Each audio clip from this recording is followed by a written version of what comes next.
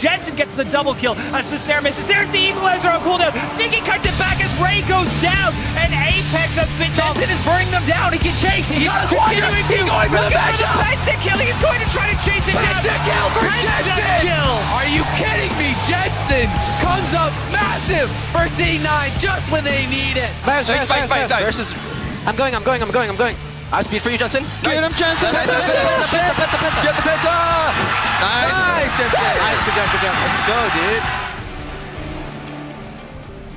And there's the penta from Jensen. So many great moments this summer. We'll see him play his Danish counterpart Bjergsen tomorrow in the final, but we still have a series to play here. Welcome back to the Air Canada Centre here in Toronto. I think I've run out of hyperbole, to be perfectly honest, because this series just keeps exceeding expectations for Insanity. Yeah, I mean, we looked at the damage per minute for that game, which was way above average for the North American LCS. There was over 2,000 damage per minute. The combined was over 6,656 in all of Game 3. Yeah, it was pretty much 150% of the damage that you normally see in a game. That much was going on. People were just brawling back and forth. A lot of that was, honestly, the mid laner from CLG, Huhi's Kassadin. Absolutely absurd. He accounted for 1,200 of that damage per minute. Was blowing people up, doing as much damage as he possibly could, trading all day. There was one time where he did get caught, but ultimately, doesn't come up with the win, but still, Huhi's been having a great day of games. He certainly hasn't. It's heartbreaking, of course, to lose a match like that, but CLG know that it wasn't really anything they did, obviously wrong that lost in the series. That was a very, very thin game that was delicately balanced. So Immortals definitely playing clutch there. Great to see that from them. But CLG know that, as far as they're concerned, it's pretty easy to force this Game 5. Yeah, so the Analyst S did touch on it a little bit there, but the side wave minion control before going into all these fights, it's even kind of hard for us to keep track of it because we have replay and then into live play fight and then into a replay and then into another live play fight. But being a little bit more calm and focusing on the objectives, doing your homework we talk about, pushing out the minion waves or, trying to gain an advantage on one side of the map before forcing these fights where everybody's going to pile in. And that you'll then gain an advantage after the team fight regardless of how big the outcome is. And it's very actually difficult to judge when you need to push in and when you can't, because sometimes you have to push in when your team says we want to go for a fight here in about 30 seconds, whereas if the other team is trying to do that and you're pushing in, well, you're on their side of the map, you're going to get destroyed, and we saw that happen one time to Huhi. Otherwise, everybody was really playing it quite well. And it's not that easy. We saw Darshan and Huni trading blows, fighting over the ability to push those in over and over, pretty much the entire game. Plus, we saw in the late game there, that one crucial player where Huhi did follow up and try to kill Pobelter, chunked him really low, but chased a little bit too far, and you give a lot of momentum over to the other team. So very, very precarious, and you do get to these late game situations where it is so close. Well, I just have a feeling we're going to get a fifth game, but if that's the case, CLG need to win this one. We'll see what happens here in the draft for game number 4. Rumble, of course, instantly banned away. We'll see what adaptations CLG have, and I think the Vlad just has to go. Yeah, I think as well the Vladimir has been a big problem for them, unless they're going to pick something like a Cassiopeia into it and hard counter it, because Immortals have shown that they do not mind picking their solo lanes blind if they are Echo and Vladimir. Respect still to Aphromu though, as Bard will continue to be banned throughout the entire series. Really respecting his prowess on the champion here. Seems like they are going to take it a little slower here in the champs. I can't really blame them. These are the slowest that we've seen the bans go by today so far. Yeah, first couple are those target bans, and then they're getting now down to how many of these high tier picks do I want to give over? The Gangplanks, the Vladimirs, these type of things, these first pick champions, because this is the reason why Immortals did choose to have red side in the last game when the choice was there, and now CLG still going to be on blue. Yeah, CLG selected blue side for this, even though red side has won every single time so far. And it's not necessarily because of counter picks or anything like that. They just think that they favor themselves getting a high priority champion here. And I'm interested to see if CLG go for another Rek'Sai first pick. And there it is. Cheer goes up for a ban. Very rarely would we hear cheers for bans, but the Vladimir, CLG adapting here, take that one out. Yep, they dropped the Sivir ban for that. So Immortals, see if they pick that one up or if it gets first picked here by CLG. Well, now, of course, also targeted away. What do Immortals have in store? after this final ban here. Looks like it's Syndra, actually. Oh, so they dropped the Gnar ban for the Syndra here. So the Gnar was first picked every single game in the Team Liquid series by Darshan on CLG. So they don't mind first picking. Gnar, Echo, still up also, and Huni has been very happy to go into that champion and that matchup specifically as well. Rek'Sai as well. It's been one of CLG's big picks on the blue side, trying to deny it away from Rainova. I do feel like Gragas and in general, Rainova's shown up pretty well in the series, so you probably can't pinch him there. And CLG, they are taking a long time. And this is going to be really interesting. If you first pick Gnar, you give over Rek'Sai Sivir, and then you pretty much have to take Karma at that point, or else you give up the Sivir Karma lane, which is still really strong. Definitely don't want to give over all the speed boosts. Immortals definitely have been focusing on that, and it's been a reason, they talked about as well how Immortals very slippery. It's hard to pick them off, even if you do bring a bunch of globals. And there though, the renewed focus still on Rek'Sai. Again, I will point out that I do love how much time these teams are taking, especially in the bans. It's very important to reset, to calm yourself down. Immortals, they'll be riding high, and CLG will feel a bit of a blow, because there's the Gnar and Sivir picks there for Immortals. Exactly. I thought if you take the Gnar, they'll take Sivir Rek'Sai. Well, you take the Rek'Sai, they'll slot Gnar right into that, seeing his Gangplank already off the table. And Rumble as well, which, Huni is happy to play pretty much every single time he could. CLG considering this be a... We talked about Game 3 being such an important kind of pivotal point in the series. Game 4, of course, will be important here for CLG if they do want to try and force a final game here. Preparation's important, right? Game point, definitely important. Thank or you. A series point. And it's most likely the Shen again, which has been for Darshan every single game so far. CLG again just making sure that, remain calm, remain patient. So that we'll likely see Shen. I wonder what else CLG, though, have in mind. They've picked Jhin around this time as well when they've been playing it in the past. They may go with an Ashe into Sivir, see what happens, but it's still, they've been favoring that Jhin. And these are two of the AD carries that have not been favoring Jhin during the regular season.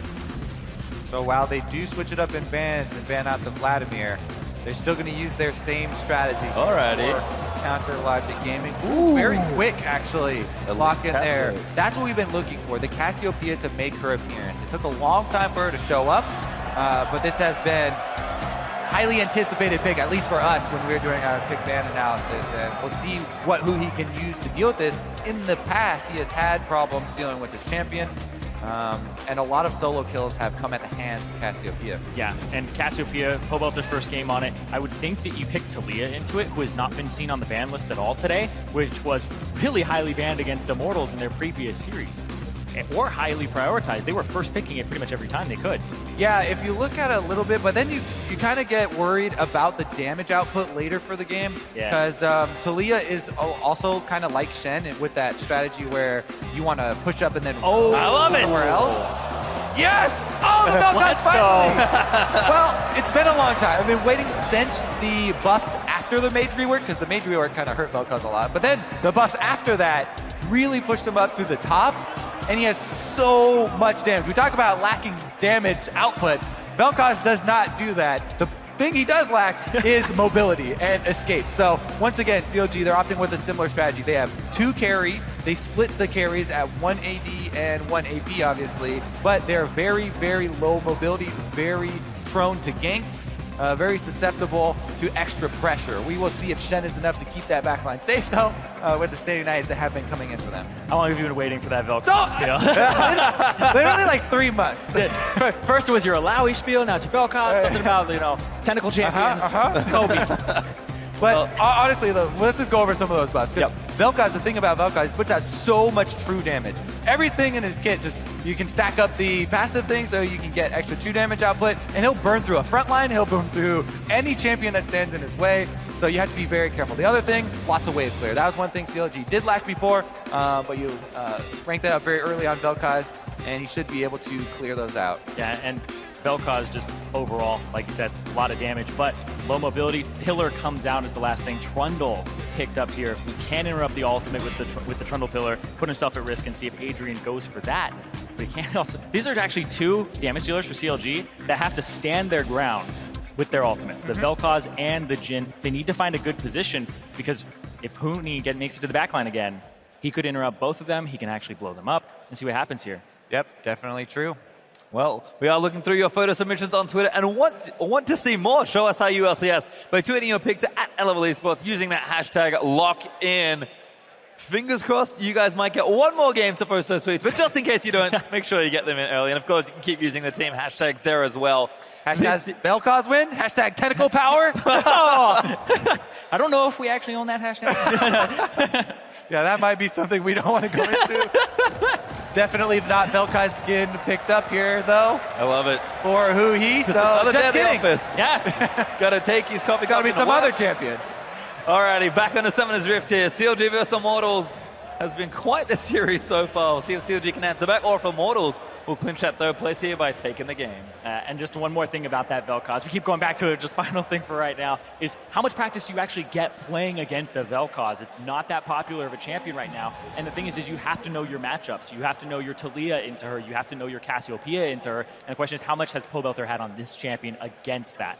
Look at this, though. We might finally get some action 1v1 or level 1 with the Braum here on CLG's side. They're going for it. Darshan needs to look for a taunt, I think. Does flash out, will reign over, gets himself to safety. But Adrian now the next target. Stixxay, plenty of damage here at level 1. The slowing from Vel'Koz is going to stop Huni, and it's a scuffle, but no one goes down. Ooh, they do give up on it. They got a couple of flashes out of it. So jungler and support flashes. Those are two of the biggest playmakers. Yeah, the Ghost was also burned, but very short cooldown on that, and the mid lane should feel a bit more comfortable. I have to say, though, on that mid lane matchup, this just kind of exacerbates the issue that Hui has had with Cassiopeia. Vel'Koz, if he gets caught by one of those poisons and Pobelter speeds up, all you have to do is dodge the delay of that knock up from Vel'Koz, and you can go in for the kill because very low mobility. Yeah, the Tectonic Disruption has that cast time, travel time on it. And all they had to do on CLG side was give up an exhaust for it. So it's not even like a jungler's playground for Reignover where there's these flashes that are down. Where Smithy, now he can go invade, he can go visit the bottom lane and flash knock up and possibly pick himself up a kill. Yeah, I mean, it is kind of bad for Immortals because Reignover on the Elise was one thing we're looking for to try and pressure mid lane. This mid lane matchup is going to be so fun because it is so much about skill shots landing or missing and then what you do afterwards, because everyone keeping track of the small cooldowns, keeping track of the short cooldowns in these trades, definitely very big. When is your opportunity to try and go for that harass? Well, everyone does join up with their lanes now, but it's pretty fitting that who he has really been the man in this series for CLG, Darshan. 4 straight Shen games in a row now. Stixxay relatively consistent on his champions and playing very well. Hui's been the one that's changing champions up that we kind of needed to see something a little more from. And he has shown up in this series, and he will need to really go off if he's going to push CLG to a last game. The man put out 1,200 DPM. Gotta do it again, man. You're like, show me more. Get that 1,500, baby. Yeah, and he doesn't even do that much damage during the early parts of the game, but that game was incredibly long, so the Kassadin was able to power up. But Hui has been having a great day, honestly. Even his game 1, he was looking right on point as well. Oh, and here again, we have so much continued focus on teamwork to get control of this vision, to get these Scuttle Crabs down, and ensure that both the bottom lane and the mid lane can play with a little bit more of an aggressive style. We can already see once again CLG's bottom lane Stixxay and Aframu shoving them into the lane to force Sivir CS under turret and trying to get some harass down on them as they do it. A bit of poke there from CLG's duo. As you can see, Huni also was stacking up a big wave there versus Darshan, so should have the early advantage in the lane and seems to so far. Haven't seen too much of the mid lane just yet, but like you said, there's so much intricate stuff going on. It really just is the farm and damage that traded back and forth. It's unlikely without jungler intervention that we'll see a kill. Whoa, what a trade here from CLG. Oh, really nice there, Adrian. Gotta be a bit careful. We'll get out to safety, but CLG handily win that. That Unbreakable from Aframu doing so much work in the trade, blocking a tremendous amount of damage, and CLG do come out ahead. Meanwhile, though, it has been the opposite story. Immortals control over top lane. This has been consistent for Huni, and he's trying to push it in once again. Reignover does make his visit, but not quick enough to snag that scuttle away from Smithy. And Huni's just had pressure the entire time, like you said. He's got that fervor of battle, so he's just constantly wailing away at Darshan. And Darshan actually had to use his teleport already because he got pushed out of lane by this Gnar that is just unrelenting. This matchup does get, scary once Gnar does get the Frozen Mallet as well. But that is a long time away from us at the moment. First breakpoint we're going to look for is the level 6, of course. Another early TP from Darshan as well. Does get in the lane safely as Hui gets himself the blue buff. Yep. Of course, the Rek'Sai doesn't have to take it, give it over, so Huhi now has a lot of pressure in this lane and keep throwing out his spells. And against the Cassiopeia, honestly, she's got a mana bar, but when she's CSing, she's not really a mana-based champion. She just gets mana back from using Twin Fangs in the last hit. She gets healing, so she's a big kind of sustained champion in the lane. It's hard to push her out. Good trade again from Darshan, actually, as he taunts Huni into that big cannon wave. Again, certainly knows his limits in these matchups, and Darshan has been consistent and impressive, especially laning versus Huni 1v1. Huni, though, probably just going to use that TP, much like Darshan did, to give himself a bit of an edge in lane, and we expect Na to take over. We'll see if Huni can do it again, because he could do it on Echo, but he couldn't quite do it on Na. Yeah, and look at that, why he was going so far back to get his recall off there. Darshan looking to try and interrupt him, but here we go on the bottom side. What a pillar. Oh, well, Turtle doesn't quite get the spell shield down. There's an knock from McSmithy. First blood looking to go over to Stixay. Bloodthought is not enough. Stixay flashes in, and he claims it. And Aframu lives. Stixay heals right there, and they get out afterwards. Another big move for CLG in the bottom lane. Smithy controls the Scuttle Crabs, gets off the first gank. It's because Reignover went for it early back there on the Elise, but Smithy has been outperforming Reignover in this series. Yeah, Reignover actually has had a lot of his team's deaths. One of the first ones in game 1, one of the first ones in game 3 being First Blood, and honestly, like 3 of the deaths that he had previously in game 2.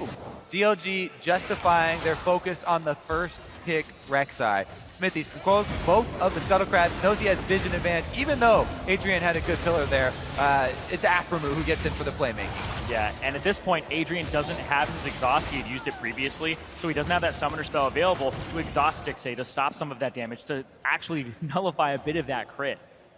Well, Huni's going to return to the top lane. Doesn't quite go mega. Darshan trying to hold the wave as best he can. Huni does have the phage parts built up after going back and did teleport back to lane as well, so things should be getting a bit better here. Darshan has also snuck in it back by the looks of things, and the mid laners are building mana items, so should see things pretty quiet there. Yeah, sneaky little Pobelter has got a pretty sizable CS lead over Huhi actually up in this 1 versus 1, having the junglers both show on opposite sides. Looking good so far. Pobelter pretty casually CSing these. You mentioned it already, Zyrene, Cassiopeia. Pretty straightforward when it comes to taking those minions. It's free low. Yeah, sometimes. As Smithy waddles his way in, gets the ward down, and Reignover instantly spots the pink ward. Nice pink ward, thank you for the gold. It's unfortunate. Did pop his Raptor buff though. Yep. Yes, all right. Found out where he was. Didn't have his trinket up, unfortunately, so no options there. Tried to get some vision. You can see Smithy is, again, keeping track of Reignover, which has been great all series long. And he's been doing it without Sightstone, too. He's been using the Tiamat as his early clear item here, and it's also something that he might have just been gravitating towards, and that's why the Rek'Sai is a first pick for him. It's just got such a high clear time now, and it's very versatile, and it denies it from Reignover. Meanwhile, Adrian has been putting in the work with the wards in the river on the bottom side so that they don't get a repeat visit from Smithy. Meanwhile, mid lane oh though. My God, Pobelter, good ultimate, going to try and turn it around, but if Smithy's here, that'll force Pobelter away. Oh yeah, I think Pobelter wasn't sure if Smithy had flash or not. Had to get out of there after that one, but look at that. Talk about no fear. Neither of these teams ever backing down. He runs straight through the Vel'Koz ultimate into his face to get the Cassiopeia ultimate off. If that was a 1-for-1, would have been able to have it, but he knew that he had Smithy in the wings. Yeah, but because they push Pobelter off of it, that's going to leave the blue buff up, and Hui's able to take that. This Vel'Koz just really needs those. Again, Smithy. This is Smithy affecting all of the bottom side of the map here. They've abandoned their Shen top, and Darshan's been fine with that, and the rest of CLG are flourishing. Yeah, I have to agree. Darshan has really been soaking the majority of the punishment in top lane, but CLG certainly playing around Stixay well. Huhi, nice little trade there. The Drake was attempted by CLG as well, but they pull off the Ocean Drake. A little ambitious, but testing the waters perhaps there for Immortals. And CLG, again, their constant proactivity and how confident they've seemed when they've been playing this series has been the most impressive thing to me. Yeah, and I'm always very quick to talk about Aframu and his in-game leadership, and he really is and has been for a very long time one of the NA greats. But Smithy as well, it is multiple people shot calling for CLG, you know, adding information always is both teams, but Smithy also does play a big part in that, and I have to say, you know, in comparison, the amount of effect that Smithy has had, especially in this game, in comparison to the Elise of Reignover, tremendous advantage there. He's done a fantastic job of neutralizing Reignover and making sure he doesn't have that same impact, because when you think about Immortals, for the entire split, and even Spring, it's like Huni and Rainover, right? And then the bottom lane is what they sack. Well, now, that's not really the case. The focus from CLG is on that bottom lane, and Rainover and Huni aren't able to get off the ground. Huni is pretty much punching a brick wall on the top lane this entire series in Darshan and not getting the advantages that he really wants as a player. But Rainover at the same time doesn't have the ability to really help him out and push that even further, so he's kind of stagnant right now. Meanwhile, mid lane, Pobelter earning his own advantages once again. This is the most camped mid laner in all of the North American LCS, has the most enemy jungler proximity. Yet now he's on Cassiopeia. You should. Well, here's three. Hui gonna get the knockoff. That's an easy alley-oop. I'm sorry, Pobelter. Pastor curse, Kobe. I mean, you're not wrong. but still, they get the Vel'Koz an early kill, and so that's going to set them up to do damage to this turret and take this down for that first turret gold. Did feel like CLG kind of got mired in the last game and maybe slowed it down a little too much. This time, nice and proactive with the ultimate there from Darshan, and they're going to get the mid turret as well. A huge burst of momentum for CLG early in this fourth. Consistent early game control here from Counter Logic Gaming, and this is going to be no different. There is also a 10 CS lead, not very big, but is there for Stixxay in the bottom lane as he starts to build towards his Ghost Blade. Was this the ulti? He's going to use it, Rainover. Nice cocoon. He'll be pressuring the Elise. Chunks him out, makes sure that he might have to back here or at least be on the opposite side of the jungle for a bit and heal up. Yeah, it's a pretty short cooldown, plus who he does have blue buff right now, so it's going to be even shorter. And we'll have it for the next time they all in mid lane. Pobelter has to be much more cautious about that since who he's had so much support with. Smithy coming up multiple times, and the Shen Stand United already on display.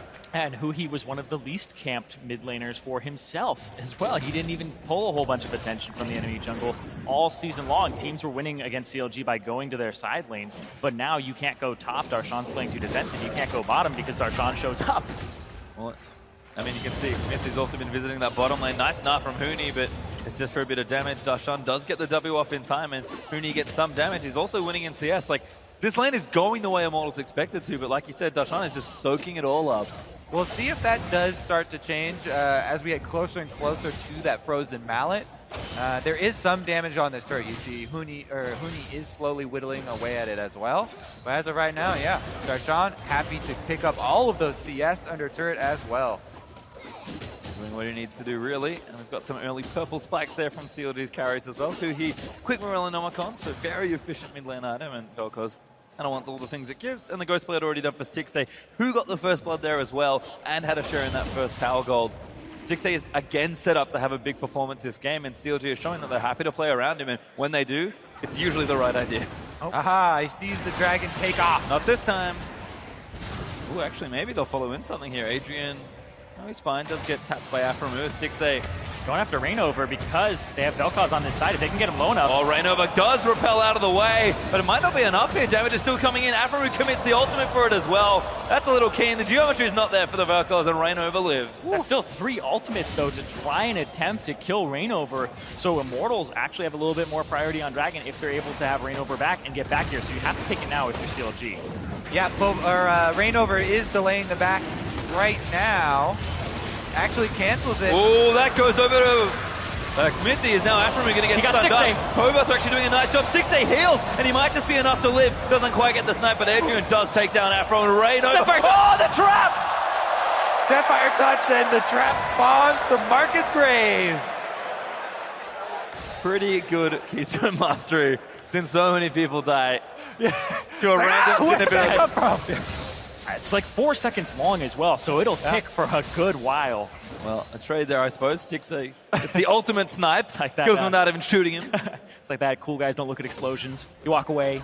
Talk about the tension, though. Pastry literally jumped, by the way, up into the air at that kill. Immortals, though, refocus on this game. They're taking the objective afterwards. Turret goes down. They're going to get that extra global gold. CLG looking to collapse on them and not let them escape. But Huni almost has ultimate here. This might be a mistake from CLG. Who I think he's going to face check a Mega Narix. Smithy going to try and save him with the Gnar. Lands on the 3 wall follows as well. Huni! Big play, but he does go down. Now Darshan looking to try and chase it down. Well, Toto going to get himself tagged, and Pobelter's in a whole host of trouble. But not going to make it. Ultimate opens up. Stixay gets the snipe. Looking for more, but he's not going to find any more fish. Take it back. It's a mistake there for Immortals to stick around. Low mana on Pobelter, and everybody showed up as if they were going to brawl, but no one even in sight that it could actually help them. Gen is such a good pick versus Immortals. Oh, yeah. As we're seeing this game play out and the entire series play out, this has been the consistent strength that CLG have been playing to.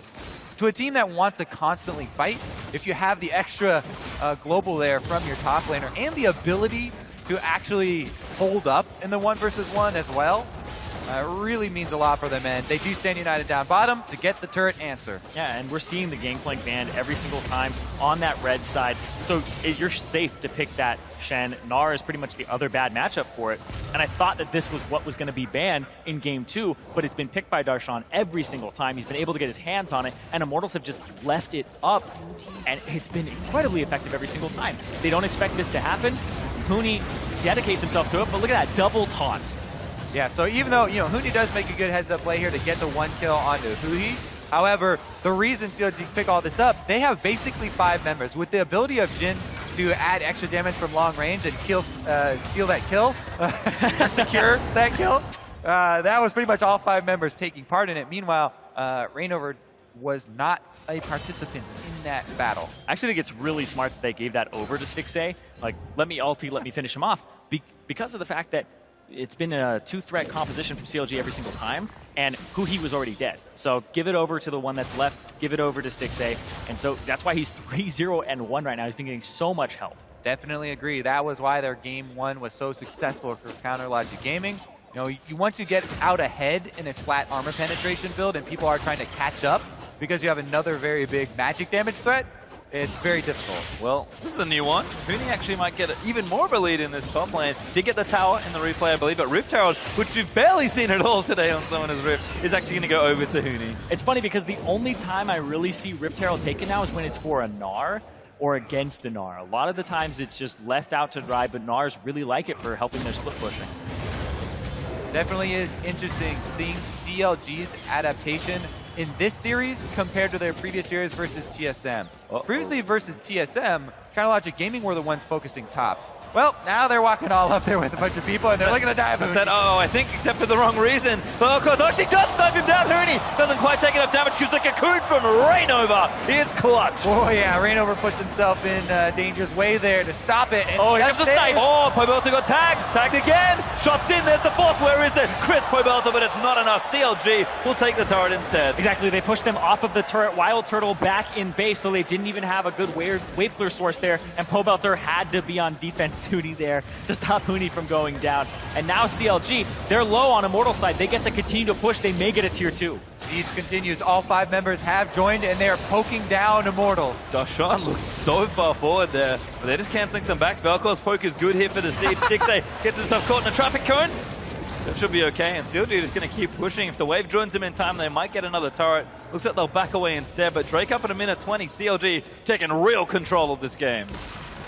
Huge amount of control. All the outer turrets down now for Immortals, and they have to be a lot more wary of getting out of position.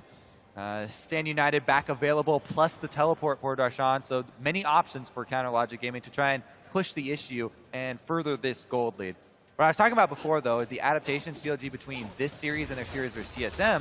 Versus TSM, they kept giving up Gangplank, a top laner similar to Zen that absorbs in the top lane, has the wave flare and then the global ult, and they were focusing all their efforts up top, but it didn't work for them. They lost 3-0 to TSM trying to focus top, so now they completely focused. They kind of adapted that strategy. They're the ones focusing bottom. They're trying to play aggressive bottom with a different global, and it is working out a lot better for them. Big Stixay certainly set up to carry this game because the Dustblade is now online. CLG going to have a real big point of strength if Immortals choose to fight them around this Infernal Drake. It's up in 15 seconds. I get the feeling that Immortals maybe don't fancy a fight, but they're not particularly shy about brawling, so maybe I'm wrong there, as Immortals are at least going to clear out the vision in the area. Yeah, I'm just looking at where the gold is on these teams. The advantage for Stixay is only about 1,100 right now, and then the other one is CLG. Xmithy is up 1,200 right now over Reignover, so he's just been getting out jungled, and just the assistance that Xmithy's been putting on the map and the pressure, definitely, like you've been saying, Kobe, justifies that first pick of a Rek'Sai. Well, Drake is up, so we'll see if CLG want to take it. Darshan can join when he needs to, but Afro gets caught. Now, Rainover actually the one caught in the trap. Propeller's down. He comes straight back towards Xmithy, and that's a flash burn for the Elisa. Stixay landed up again. Adrian not that tanky. He's the support Trundle. Snipe is there. Oh! Stixay gets another snipe. Flash in the straight line. He was trying to get out of the distance, the max distance there for the ultimate, but can't get out of it. Maybe if he flashes left, he gets out of that, but gets caught by somebody else. Then you're just giving the money over to a different place. Regardless, CLG, they're moving right up mid lane with that. Yeah, immediately just put their pressure there. They can go turn onto the Infernal Drake, though. That's what they've been going after this entire time, is just trying to get that Drake for themselves and get that smaller advantage, whereas Huni and Darshan still top lane, brawling it out, not coming into these fights just yet. Hasn't been an opportunity, but there we go. Here comes Huni. Mega Gnar available. Wow. Ultimate up.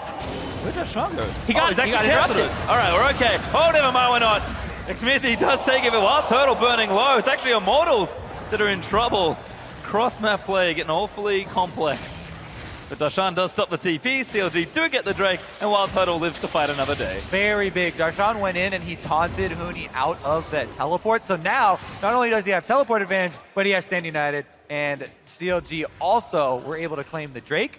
Huge amount of control for them, especially with the map being so open. What they need to do is start moving up some wards so they can make these picks. They have a Jhin ultimate, they have Vel'Koz, really ramping up. So definitely up to them to try and increase this lead. And you've been talking about how CLG have had an early game advantage in almost every single one of these games. Immortals have struggled to get an early game advantage, even in their semifinal matchup, only having 1 out of those 5 games where they were up early. Same thing is happening here. Immortals just aren't playing the early game well, especially against something like a Shen. They seem to be a little bit paralyzed in their early aggression, and when they get a little too overzealous, they're punished for it. I feel like the name of the game right now for meta is Globals. Jungler influence also cannot be overlooked. We got to throw that in there. Yeah. Junglers, we're still relevant. Yeah, exactly. Junglers, in a lot of ways, are kind of the global you always have. They're exerting pressure constantly throughout the map. I got you. The human global. That is honestly why a lot of junglers started jungling as, their main, right? It is a lot about the mind games of guessing where your enemy is, trying to figure that out, what you can do to deny extra information. And speaking of the devil, there they go, exchanging a few blows over the all-important ward. Nah. It was either that reason for starting jungle, or it was, all these other junglers suck. Let me do this. Really? For me, it was like, I'll try this. I don't know how to CS. Oh, that's even too hard. 650 gets himself exhausted. Tunnels out to safety. The network's there to save his bacon. Immortals clear out the pink ward, though.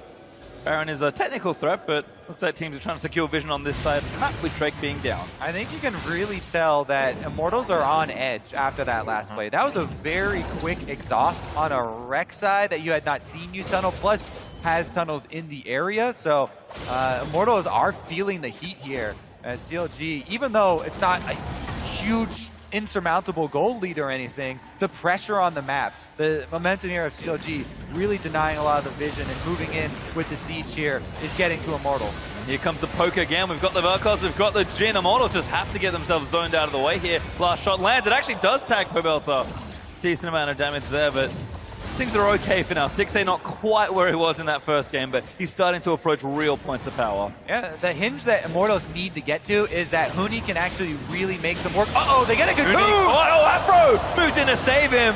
And Huni's now going to get himself out of the way. Cassiopeia throws out the ulti, but I think it was just the defend. Rainover getting himself chunked out as Xmithy wants it. He chases forward, but that's a little too aggressive. Cocooned in there as Immortal to set upon him. But Darshan moves in with the Stand United to try and save him, and CLG always have each other's backs. That means they give up their pressure bottom. Huni is actually not taking the turret, though. He was recalling here. Okay, now they signal him, hey, stop. You can get a little bit of extra work done. I think it's too dangerous to stick around, though, because CLG do back off after that display. Nobody dying in the exchange, though. Yeah, it's just a back and forth trading over and over again. The wave clear as well. Immortals, yeah, Huni sticks around, gets a little bit more damage here. He could have had more. Yeah, I mean, look, toggle the vision on the map right now, because the Immortals' vision is very, very slim. They do see, that's actually, yeah, that's a, there we go. But now Jin's coming down and they don't see him coming. Exactly, they don't see Jin coming. Oh, Duskblade proc, see ya, Huni. Yeah, he had used his hop to get more attack speed on the turret. It has a little buff on it that not a lot of people are very conscious of. You hop, you get a little bit of attack speed from it, and instead, uses it, did not escape, so he has to wait for it so long. Yeah, Immortals kind of falling apart here in the late stages. Crucial calls, sticking around, trying to get that turret. That thing had a lot of health, and CLG make a pretty easy collapse to take him down.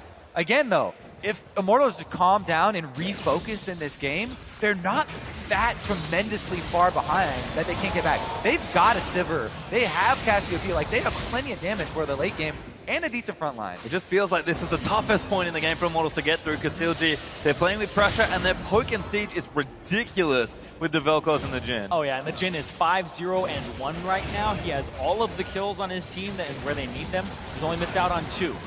Well, we might have another scuffle on our hands. Immortal's going to force something. Huni with a good flank, but he needs to build the rage. Ultimate out there from, not quite yet, as Smithy dives in. Aphromoo trying to protect Hui, but he does get sniped. Damage is still there on the backside, and Stixay open fires while Turtle wants to target. That's the target he wants to try and snipe. Waiting patiently for the balls, but Huni ready with the faggot out. Misses the crunch over the walls. Rainover does slay Darshan. Stixay gets out of the ulti and tries to turn it all around, but Turtle still putting the team on his back, looking good as CLG just dropped that one. Yeah, Stixay's been twirling that gun for a while. He's been trying to get that crit off, and they just keep avoiding it. And now Huni gonna get the slow, the frozen mallet. Has to go. Oh my god! Destroys Rainover as Smithy getting chased. You have to respect the crit Huni's from in. Jhin. He's in deep. He gets the double. And Immortals, they will not go quietly today. I told you, man, they just need to calm down, refocus, they get their 5-on-5, good flank from Huni, and they can try and finish off that turret that cost us death. Oh yeah, before. that was calm. fair.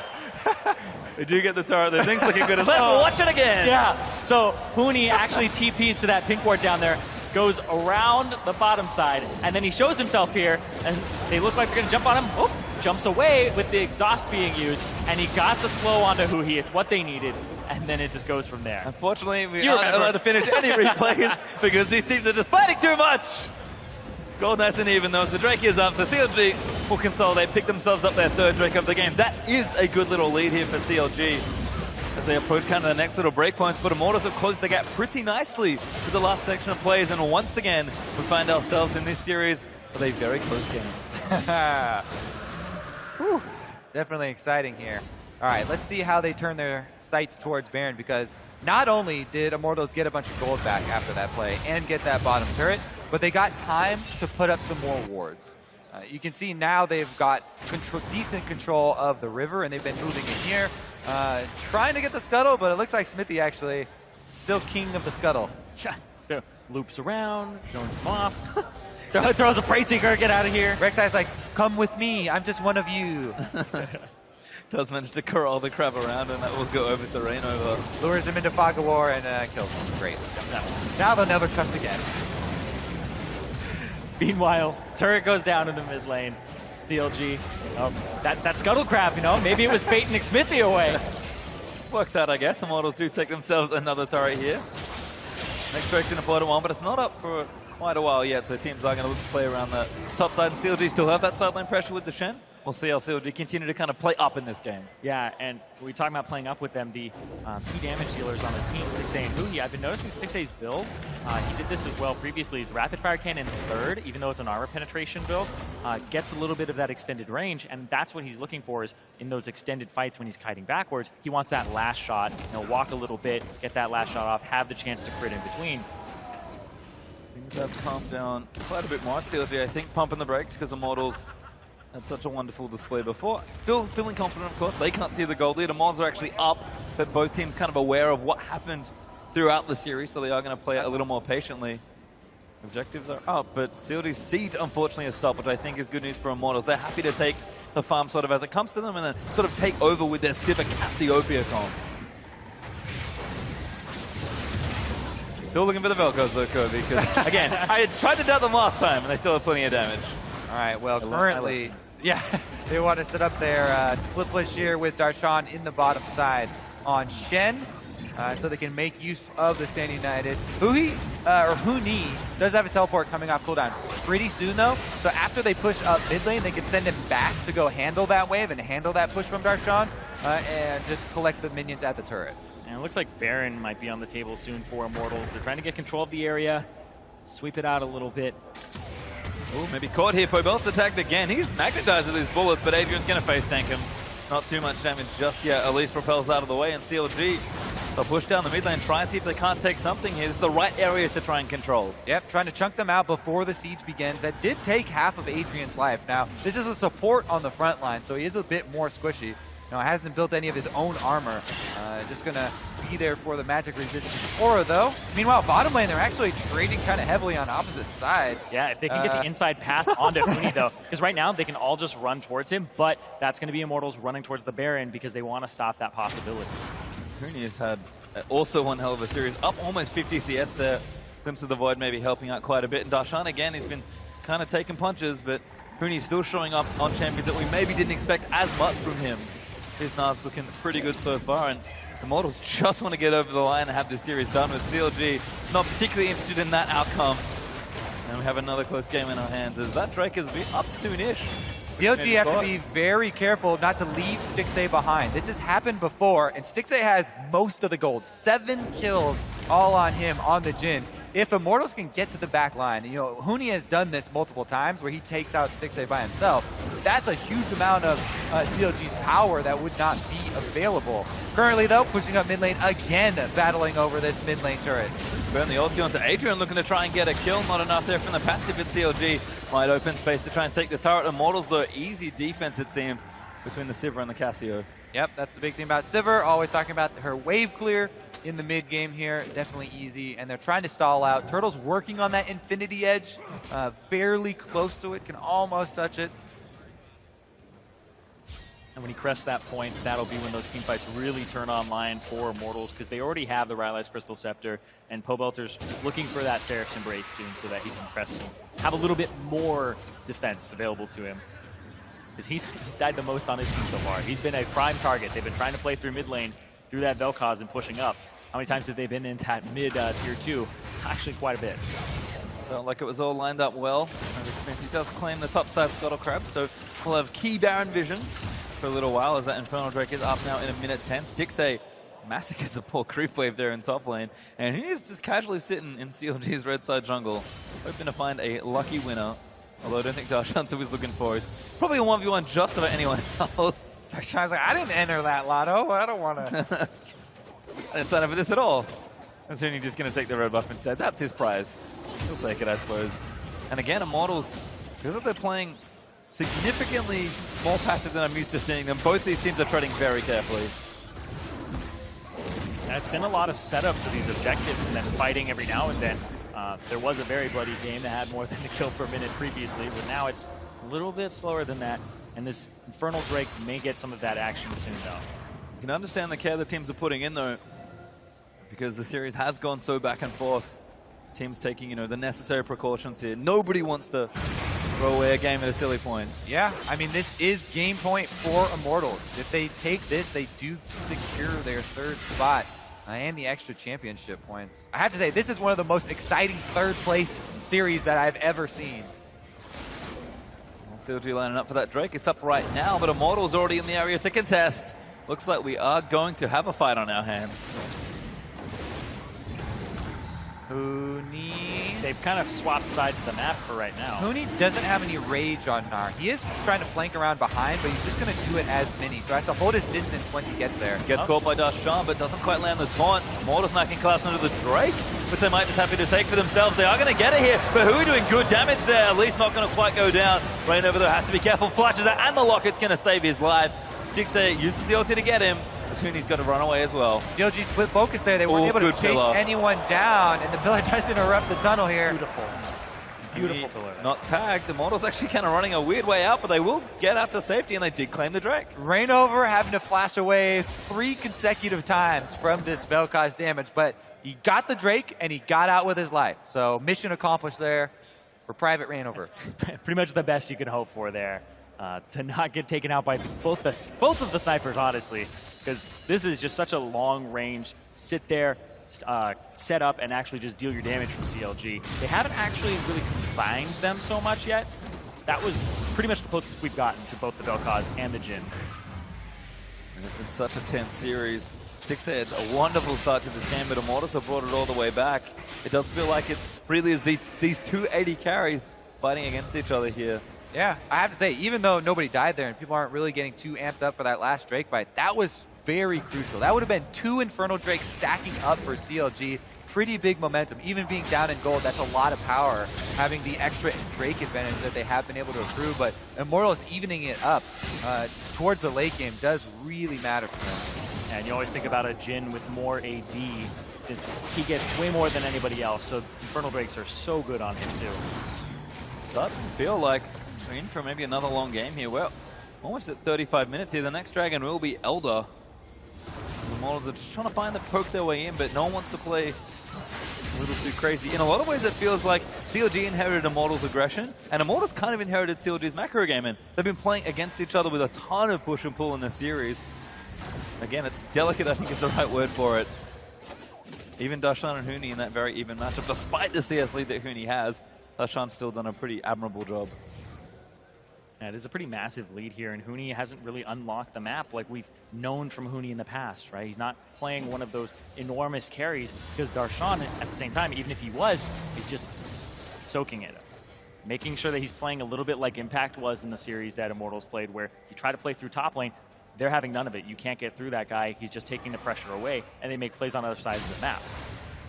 Basically neutralizing a big threat. Uh-oh, here we go, though. They're collapsing on Pobelter, and Jhin ultimate pops. Yeah, Pobelter already burnt his ulti as well. They need to tag him, but Pobelter just slithers away in time.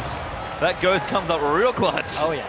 Pretty big cooldown there used. No, Pobelter did use the Cassiopeia ultimate as well in the disengage. It comes up very quickly, though. They'll be sure to wait for that. That is a crucial part of their team fight, just as much as the Jhin ultimate for CLG. It will be needed. Huni's pressure is actually starting to mount here. That one Rift Herald may have actually swung enough to at least get some pressure. And like, Darshan is struggling a little now. Yeah, I mean, the Black Cleaver stacks up really quickly on him, so he shreds right through the armor. And then the extra slow there from Frozen Mount makes it hard to maneuver around the turret. Darshan starting to take a beating. And those extra Rift Herald pops, too, onto the turret to just have that little extra damage. Like, Huni's actually legitimately pulling pressure. In fact, he Yeah, might even there you try go. and take this. Darshan's going to rush his way back, but that turret takes a big chunk of damage. Huni going to keep going for it, hops his way out. Very slick. Gets snared up. Oh, no, that's maybe not good. Huni okay, though. Dustblade trigger, not enough to kill him. Can CLG work with this momentum, though, because that's a huge amount of Whoa, health. hell, Turtle! That's a solo kill, too. Turtle walked in the line of fire there. Huni had made his escape. Well, maybe we'll get a replay of that, because it didn't seem necessary. But both summoners and ultimate used. Yeah. CLG definitely pressing it now. This is the power play. They have to go. Now they're going to snare one up. They look for Pobelter, but don't find him. Nice ult to disengage with the slow. Doesn't quite tag him. McSmithy flush and borrows under Pobelter. His Darshan's in there as well. Does get the kill on CLG with 2 key kills. And now they're going to turn onto that Baron. All they have to do is make sure Reignover doesn't get into that pit and try to get a smite steal. And that could be CLG getting some tools that they need to get these structures and start closing out the game. Meanwhile, Immortals looking to harass here. Huni is a menace with the Frozen Mallet, pelting them. Yeah, Darshan actually taking a little too much. Adrian with a nice pillar. Smithy is staying on the Baron. Aframu commits the ultimate, but it whiffs. Missing everyone there. And CLG, this is so dangerous. They're getting softened up. They have really to hard commit to this. Ulti out again from Vel'Koz, but it's not quite enough damage. Huni very tanky. Stixay opens fire with the curtain call again. Getting damage on Huni, but he's trying to take him out. Big crit. But they actually have to pull off the objective now. Immortals successful in stopping CLG. Oh, Stixay! Takes out Huni. And now Reignover going to get caught. CLG turn it back around again. Rappel's going to save him. Here comes Wild Turtle. And Stixay again. Such a big play. Oh my goodness! Just when you think they're done, phase 3, and they start to disengage, Stixay flashes in with the Jhin. Add another one to the kill count. 8 now for him. And has that Infinity Edge as well. Just these big crits coming out, and you do not expect that type of damage to come out that quickly. He's doing a really good job of sitting on that crit for when he needs it, and even just hitting minions on the side before he gets to it, and then is saving that shot. And there might be a little bit of sweep for CLG, but there's something about this kid in playoff games. Immortals were able to stop the Baron, though. That was their main goal here. You can see them harassing a lot. And even with the Vel'Koz on him, you can see how tanky Huni is at this point. Gets softened up right here, though, turns mini, and then we get a look at That's his reaction to Stixay's flash in. Oh, Belter's dead. That is tragedy for Immortals. Again. Yeah, unlucky. He basically just spawned too, and it doesn't even look like Seraph's Embrace or anything was able to be used there. Hello? They're going to trade this one for Elder Dragon. Immortals are all going Gonna towards the try. opposite objective. Can CLG stop them and claim the Baron? Afro and Hui are already down there. Smithy does have the ulti. He uses He it has the now. Void Rush. Has to get in. Elder Dragon low. Can he steal it? No, Elise is going to claim it. Immortals stop some of the bleeding. They take it away, and they're able to get back almost here. Inside track for CLG. They'll at least be able to get this one turret. TP in. Let's go. CLG going to try and take this one down.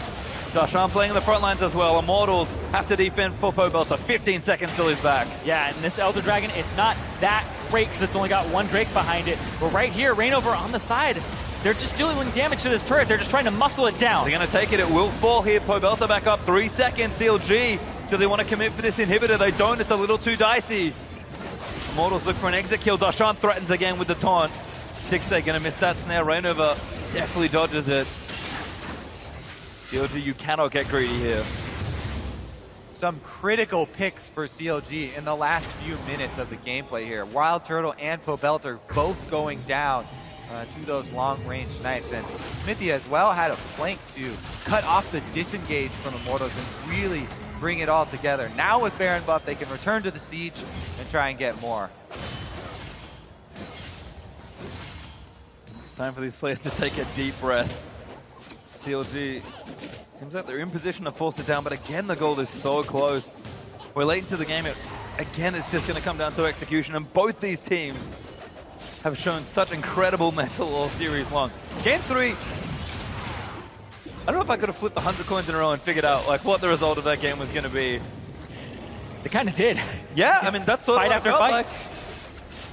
CLG are kind of poised to do some damage here and open up a window, but window's real small. Oh yeah, Gnar looking to hop through the window though. Hooney's found a way into the back line. Might have busted through the wall here. Stixay has to cut it out. Afro blocks everything. Smithy makes it back to his team. Afro doing so much work to block him out of CLG. Just have to kite back. Now Stixay opens fire once more. Tagging in onto Hooney. Buckles ulti's not bad. Last crit shot to it. Is it going to go? It actually crits Adrian to almost death. Mega Gnar about to pop for Hooney as well. He's letting it calm down right now. Actually, it did pop. And they're going to have to disengage because of that huge chunk onto the back line as well. CLG, they don't get anything out of it, though. Immortals actually stall out on the push. That wasn't a bad move at all for them. You know, they delay this Baron buff of CLG and buy more time for them to wait it out. Yeah, they buy time for themselves to wait out that Baron buff, but also that Dragon didn't really get anything for Immortals in that time. Yeah, the stealing away that Elder Drake, I think, is more a takeaway to remove one of those neutral objectives from the possibility of CLG taking them. Uh-oh, here we go, though. Some extra trading. Yeah, Hooney building up rage. Baron Cannon not enough there to deter Immortals. Hooney TPing in. Very deep flank being attempted here. CLG. He's got Mega. They need Sivir Ultimate to bring this together, though, because CLG are already disengaged. Turtle's already popped it. They're looking for it. Hooney, they have to keep him out. They need the Mega Knight to dissipate. Wallop not going to hit onto Smithy. Careful about the re-engage here. Counter Logic could turn it around. And Immortals are going to respect that and back off. Yeah, the fact that the CLG backed off and went to the correct area and avoided that TP from Hooney now just gives them a lot of options. And here we go, curtain call. Finding Reignover. Damage is decent, but he's pretty tanky at this stage of the game. CLG just going to push down mid. They're trying to force this down. Now they have those minions, though, the ones that they set in motion on the top lane. They're at the inhibitor, and it might buy them a little bit of time, but they're feeling very cautious about heading through that small corridor. Hooney is looking to make pretty interesting play here. Snare not going to land. He hops out to safety. Immortals, do they fancy a re-engage here? They kind of need CLG to walk into one of those corridors so they can get the Cassiopeia ultimate, the Gnar ultimate. These things that... Uh-oh, here they go, actually. Yeah, A big corridor. Yeah, well, Dota's going to run down. Who actually going to get protected by the Stand United? Ulti hits Reignover. Smithy. Tecton down. Reignover is dead. CLG 5v4 again as Darshan leaps in with the Randuins plus the taunt. Hooney has ulti. Hooney, they have to keep him out of the way, or they can CC him to death. He flashes out front of the Vel'Koz knockup. CLG still on the power play. Yeah, Immortals forced that one a little bit, running right down the mid lane, kind of telegraphed. CLG turned it around with the Shen Stand United and the re-engage. No further pickoffs, though. And a lot of CC there onto Rainover. Got him before he could get the cocoon in the right spot. Right now, though, if Immortals can install, there's a big minion wave on the bottom lane that is crashing into CLG inhibitor turret at the moment, and it's doing a lot of work for them. Yeah, and that was one that was weakened previously by Huni. So it may go down. This is a lot. That's a crowd. It's dead. It's like the Air Canada Center's on that day. Well, the minions for Immortals open up a nice little space in the bottom lane that they could look to play to. CLG tried to force their way in, see if they couldn't do more damage, but that'll cost them there. See how Immortals look to play around that. Baron's up in 145. Elder Dragon not up for a little while because that's a 10-minute spawn after Immortals took it. But if this game goes late enough, we may see our second Elder Dragon, which is a very rare sight indeed. Yes, it is. You know it's a long game when you get Elder Dragon Jr. popping up. It has been a long time since I've seen a best of 5 where a lot of the games get to 40 minutes and the gold is just flat even. You'll see that maybe 1 game, 2 games, 3 games. It's absolutely absurd right now how CLG are playing to the level of this team that was #1 in spring, #2 in summer, and was expected to be a finalist both times. And now Immortals, they have to play on the back foot for half of these games. They don't have early game leads, and it's coming down to these fights later on. Really is coming together. CLG with pretty much the entire summer split of struggle, trying to get back to this point. Now Immortals looking to push them off of it as they have their sights set on that 3rd place spot. CLG, plenty of pressure to play with in the side lanes between Darshan and Xsmithy with their globals. Immortals, though, looking to stick claim to the Baron area, but it's not up for about 35 seconds. They'll have a decent shot of vision right now. In fact, both teams are pretty blind in that area. In general, the wards get less because your inventories get a little too full. Very dangerous to be walking around these parts without your team. And one of the great things about Cassiopeia, she doesn't have to buy boots. You get a 6th item, you get a lot more AP. Now, as Pobelter will get to that point, he's going to have a lot of power behind him. Yep, so far, 80 carries are maxed out. Top laners and junglers pretty close to that point. Meanwhile, it is about the pushing here on the side lane. Darshan getting a little bit of answer damage, while the 4-man squad of CLG moves up. Now, keep track of the deep wards here for Immortals as well. Huni's teleport is back off of cooldown. He's got the rage bar in the perfect place.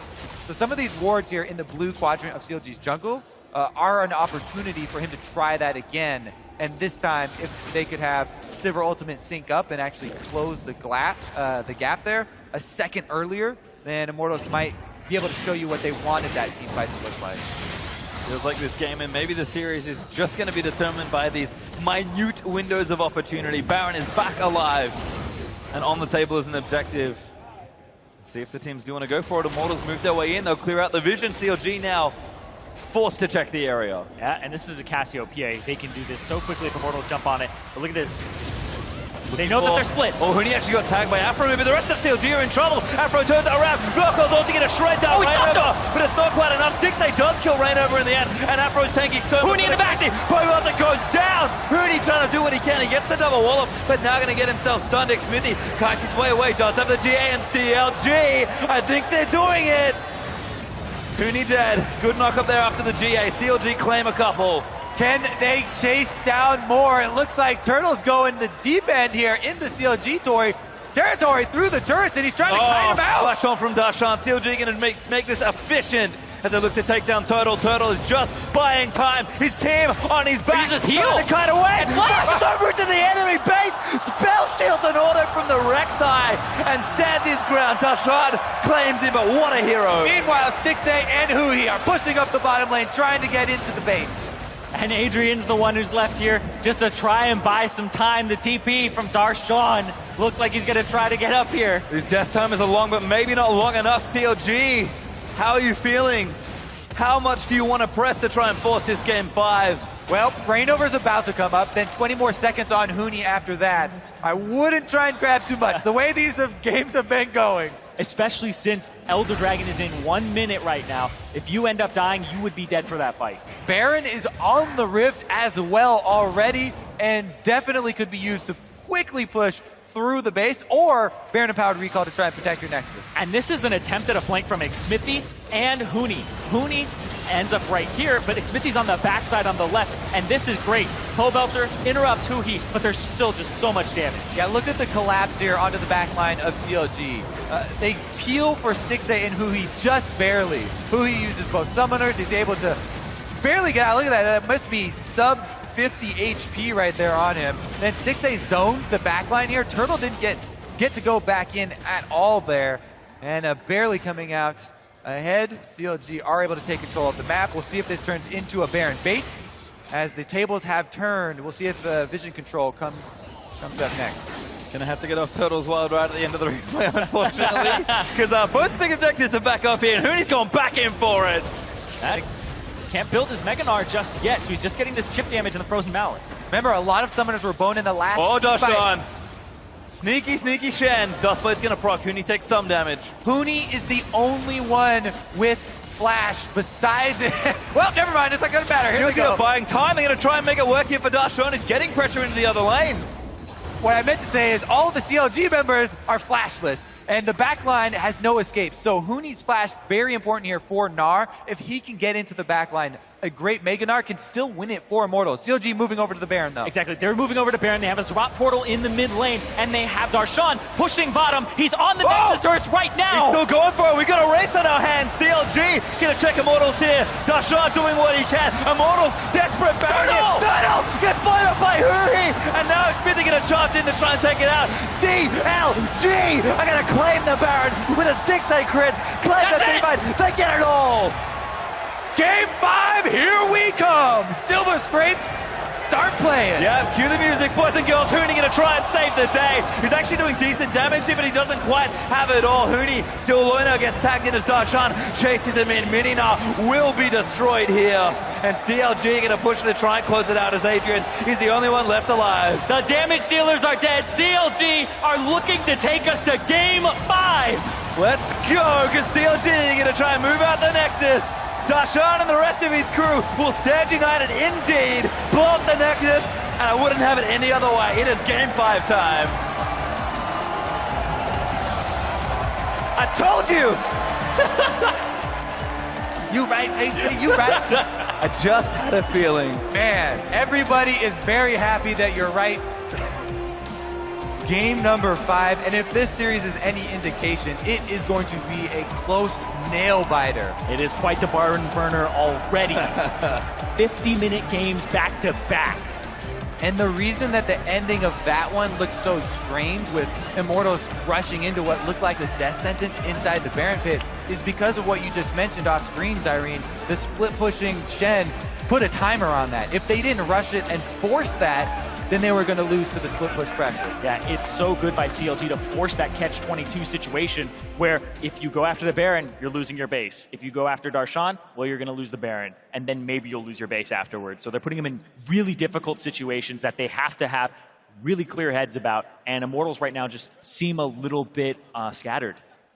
Well, we are taking this series to 5 games. So let's pass it back to Riven the Analyst to break down the action so far, and boy, has there been a lot of it. Thank you very much, guys. And I think everybody from the players to the viewers at home in the stadium, we're all running on that last empty bit in the tank. The teams have been giving it their all, and we have seen it throughout every game, and it only gets closer and closer, longer and longer. Here we're going to start once again in picks and bans. The CLG chose to go back for that blue side. I think there's 2 really interesting things going on in this draft. First is the Rek'Sai first pick again. A lot of us were probably thinking the Sivir, the Gnar, something like that, but they stick to keeping Reignover off his most comfort champion. And then the other thing is, of course, the early Cassio pick. Well, also the fact that you go with the Vel'Koz and the Jhin, so you basically have no way of getting onto them if you don't have a flank. And when they don't pick the Gragas, where you don't have any actual engage because you have the Trundle support, you find yourself in the situations where Hooney's trying to make the most amazing flank in the world, and it almost worked. And I gotta say, actually, the Rek'Sai first pick seems a little bit weird, but I think the fact that Reignover is looking so uncomfortable in this series, he has been making so many uncharacteristic mistakes, taking him off his best champion is really working. And I gotta give a lot of credit to Huhi as well. You know, he's playing without a Rallying Soul, that's disabled, so that's one of his best champions down, and he is crushing it. He's bringing out different picks. The Cassin didn't work, but it could have. And Vel'Koz here, you know, not seen a lot. He was huge. He got a lot of the picks that actually won this game. I think this is one of like the swing factors in the series is the fact that I think Immortals assume that their mid laner would be winning a lot of matchups, but because Huhi's champion pool seems to be so deep that he can just deal with them over prioritizing a Cassio and he's fine. There's 2 mid lane bans in Vlad and Syndra, and he's not being stretched at all, and I think that gives them a huge leg up in these games. Well, it also seems like a bit of a waste saving that last pick of your support with Trundle every single time. You know, you could make so much more happen if you save that for a better matchup. Look at the entire team comp, and you would have been able to see, oh, we need a flanker here. Maybe it's time to pick a different champion as opposed to either Trundle or Tarek every single time, or maybe Karma. It's definitely tough to say. I mean, the Trundle, obviously, it's a little bit underwhelming as far as like how exciting it is, but that ultimate is ridiculously effective against Shen. It really shreds Shen so heavily, and Turtle is delaying his last Whisper every single game, super long time, so that is kind of enabling him to do that a little bit more. But I agree. I think generally when you do leave your support for last pick, you want to either get a really advantageous lane matchup, or you want to be waiting to see, okay, they picked melee support, we can pick Tarek. I think that's the big thing, is that you're waiting this long to give such a high important pick in the draft to your bot lane, and they're still kind of getting rolled every game. I mean, 6A's going off, he's up a ton of CS, and he always has a ton of kills, and it doesn't seem like Turtle has any pick that he's comfortable with into any of 6A's picks. And it seems like there's that change for Turtle. 6A and Huhi both have performed well on an international stage once they got there, even being some of the rookies on the team. So seeing that play come from them is obviously giving the team more confidence. And they're running a double carry comp every single time, and it's working so well. They're dishing out, I think, 6A had 60k damage that game. I mean, he's hitting 2k crits in the late game, which is insane. Nobody can tank there. Reignover's getting 2-shot when he's trying to go for cocoons. And let's see some of these fights. We'll start off 15 minutes in. CLG's 2-for-1 at the Drake. We can see him on your screen talking it out, but they close in on these so well. What confuses me here a little bit is the fact that like Reignover isn't anywhere close to this fight. It seems like Immortals are just on a different page where Huni and Pobelter, excuse me, are going to get caught out of position and blown up in this fight. And like Pobelter has no mana. It's such a curious situation that you throw the question mark as it's so curious. the question mark things come out. Hey, he's in Raptors at that time. I mean, you got to tell the team to back off, or you just don't start that. Right. It was just a very curious fight, and it seems like they're just not on the same page at a lot of early points in the series. Which is weird, because they're always the team that we talk about, oh, what right call, wrong call. They're all on the same page. They're all in it together, and they have not really been that way today. Which the criticism that we throw towards Reignover, to be honest, Huni has been going off by himself. That's true. He is doing so much work in this series. It's insane. Even with the frustration of his misses in the first games that we physically saw him expressing that emotion. He went for a flank that blew both the carry summoners right away. I mean, you cannot get more impressive than that. Well, it caused a lot of fighting throughout this one. We had to get about 25-30 in before we really got any more fights. And this goes to show how scrappy it was becoming as CLG kind of takes a little more than they can handle here. This is what we're talking about, where we say Huni's flanks have been super impressive, because coming in as a mini-gnar like this, most people just kind of get blown up, but he's able to sidestep, holds his jump, and he just starts getting a lot of pressure down that enables Reignover to get that cocoon off. Well, look how much damage he actually got off onto Huhi. He almost sold out the Vel'Koz there, which was massive, because they were struggling to get on this guy throughout the whole game. Ignore that little failed jump, though. But overall, yeah, like the rest of the fights have been super impressive by Huni, and it's kind of the rest of his team not holding up. Pobelter dying in lane, with a gank, having to lose his summoners. He walked up and blew his ultimate against the Vel'Koz. It's a tough act to follow, to be honest. He is doing so well, but ultimately he cannot do it by himself. And I think that the biggest lack that is usually there for him is Reignover. You know them as the duos, as the guys that go in together and they're able to deal with the backline or deal with anybody in front of them. And because Reignover is not there to be right there with him, they just don't get these same results. And I mean, one thing that's a little bit strange is, maybe Wild Turtle and Adrian are struggling in lane, but this was a 6-item Sivir. He got to get like 500 CS. He's fully built, and he's still doing less than half the damage of the Jhin. He's doing, almost half the damage of his Gnar top laner, and that's just not an acceptable performance from these guys. You depend on the Sivir, you depend on this Cassiopeia to carry in the late game, and so far they haven't been able to do it, and they haven't been able to find a way in on the Vel'Koz and the Jhin with... It was just very well played. To be fair, I think the comp is kind of hard to play against for Immortals. Sivir and Cassie are both a little on the short range side. And then every time that they would speed up Reignover to get in, he wouldn't hit his cocoon on like a primary target, or he would just kind of get peeled away. And Reignover's lack of impact in these team fights is very troubling, especially in the early game. He's just not getting anything done. And then CLG is fine, like abandoning their top side, basically saying, Darshan, lose 30 CS, lose your turret, we'll roll the rest of the map. And it's uncharacteristic, as you say, for Immortals. We see them usually a 2,000, 1,000 gold lead, something in their favor to push. But these games have been completely even, bringing us to 48 minutes, which became a CLG 4-0 in our next replay here. The gold was near even by about 200, and then the game explodes from here.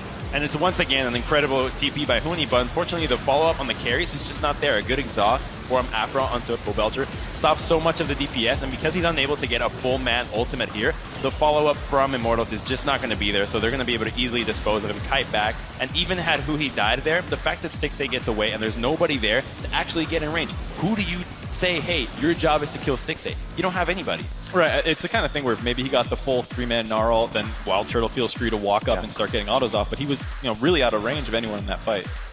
And you can just see how much trouble Turtle was really having getting in. If you look at me, he's at the back of the Jin ult, he's just strafing back and forth. Yeah, like don't hit me, dying. please. Yeah. I mean, the damage numbers are crazy too. It's just Huni like double anyone else on his team basically, and everyone else just we hit some people in team fights while you hopefully set us up. And it's like 6A had the damage of 3 CLG members combined, which is, that's a lot of DPS right there. We'll see if they can all step up. Big thing here, IMT has actually selected blue coming in for game 5. You were kind of talking about, let's put that Trundle pick last. Why are you putting something else? But now they're going to be on that blue side. I think they want that Rek'Sai. Yeah, they're exactly. saying we need to put Rainover on something that has a bigger impact, easier to pull off in the early game, and just something that he's more comfortable, because when you pick Rek'Sai, you know exactly what you're getting. A reliable jungler that has an easy way of making plays, and you put Xmithie on something harder to make plays. I mean, it seems like he just shows up bottom every game and gets kills whenever he wants. The question to me is going to be, do CLG actually put so much priority on Rek'Sai that they just ban it out? Because it's interesting to see strategies even being changed based on this Rek'Sai, how impactful Rainover is on it versus how inconsistent he's looking off of it. Maybe it's worth a ban. We'll see, though. Yeah, I think it's very close because none of the things scream you can drop them, like maybe the Tom or it's something. really hard. Because we haven't seen it yet, but it could be a big problem if they don't, because it just allows Turtle to be even safer. Risk it for the biscuit, right? Yeah. YOLO. Oh, I love it. Fantastic analysis. None of us expected a game 5 coming out on the desk. I don't think anybody did, but as both teams look for a silver lining in this series, we look to Silver Scrapes to send us into game 5.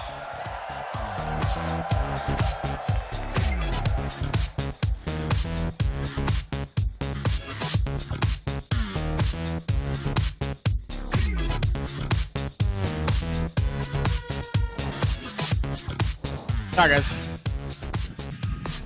What the hell are we doing? Hella XD.